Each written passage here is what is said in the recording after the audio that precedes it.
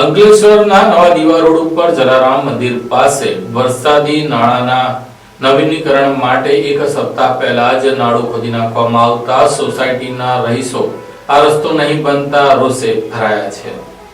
અંકલેશ્વરના દીવા રોડ જલારામ મંદિર પાસે આવેલ વરસાદી નાળાનું નવીનીકરણ કરવા માટે 17મી નવેમ્બરથી માર્ગ બંધ કરવામાં આવ્યો હતો, પરંતુ એક સપ્તાહ વીતી ગયા છતાં કામનો પ્રારંભ ન થતા સ્થાનિકોમાં ભારે રોષ ફેલાયો છે। રસ્તો બંધ હોવાના કારણે દીવા રોડ પર આવેલી 30થી વધુ સોસાયટીઓ તેમજ જૂના દીવા, જૂની દેવી, બોરભાઠા બેટ, સરફુદ્દીન અને ખાલપિયા ગામના રહીશોને અડધા કિલોમીટરથી 5 કિલોમીટર સુધીનો વધારાનો ફેરાવો કરવો પડી રહ્યો છે। આ રૂટ પર ચાલતી એસટી બસ સેવા પણ તાત્કાલિક બંધ કરી દેવામાં આવી છે। ઉલ્લેખનીય છે કે જલારામ મંદિરની બાજુમાં જૂની પદ્ધતિથી ઈંટોથી બનેલું નાળું જર્જરિત બનતા તેને પહોળું કરી નવી ડિઝાઇનથી બનાવવાનું કામ દાંડી માર્ગ ઓથોરિટી દ્વારા હાથ ધરાયું હતું, પરંતુ રસ્તો બંધ કર્યા બાદ પણ તંત્ર દ્વારા કામગીરી શરૂ ન થતા લોકો ભારે હાલાકી ભોગવી રહ્યા છે અને દાંડી માર્ગ ઓથોરિટીને બદલે નગરપાલિકા સત્તાધીશો પર માછલા ધોઈ રહ્યા છે। લોકો રોષભેર જણાવી રહ્યા છે કે કામ શરૂ કરવાનું ન હતું તો રસ્તો પહેલાથી જ બંધ કેમ કર્યો। એ નોંધવું ઘટે કે હાંસોટ રોડ કડકિયા કોલેજથી ગામો તરફ જતી બસો લાંબો ફેરાવો કરીને આવતી હોવાથી વિદ્યાર્થીઓ સમયસર પહોંચવામાં મુશ્કેલી અનુભવી રહ્યા છે। દીવા રોડ ઉપર હંગામી ધોરણે વૈકલ્પિક માર્ગ તો સોસાયટીઓમાંથી બનાવવામાં આવ્યો છે। સ્થાનિકોમાં માંગ ઉઠી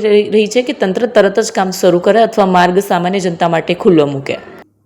અંકલેશ્વર શહેરની અંદર ભરૂચી નાકા નજીક જલારામ મંદિર આવેલ છે।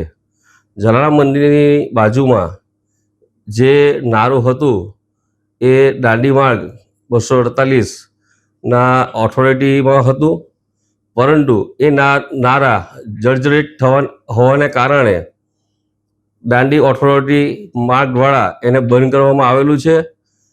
એટલા માટે એ વિસ્તારના ઘણી સોસાયટીઓ અને આજુબાજુ વિસ્તારના લોકોને આ નાળું બંધ થવાને કારણે ઘણી તકલીફો પડી છે। પરંતુ હું આપણા મીડિયાના માધ્યમથી અંકલેશ્વર નગરજનોને જણાવવા માગું છું કે આ જે બંધ કરવામાં આવ્યું છે એ દાંડી માર્ગ ઓથોરિટી દ્વારા બંધ કરવામાં આવ્યું છે।